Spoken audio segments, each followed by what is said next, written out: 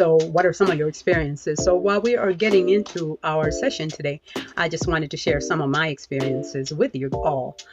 So as far as parenting go, parenting is such a broad topic, but today I wanted to kind of focus in on how you really can't get prepared to be a parent, but what are some of the things that you could start to address, as maybe some of you guys might be newlyweds, that you're thinking about having children down the road, or some of you guys are new parents and you are thinking about, now that we're parents, how do we want to navigate this?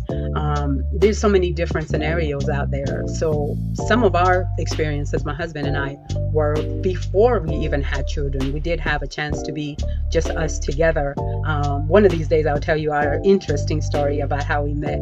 But for now, I just wanted to talk about when we were thinking about having children. So we were together 4 years before we actually had children, and we had an opportunity to address like what are some of the do's and don'ts, and some of these things actually came about when we were talking about our own experiences as children or in our family household. So that's the way the topic really started.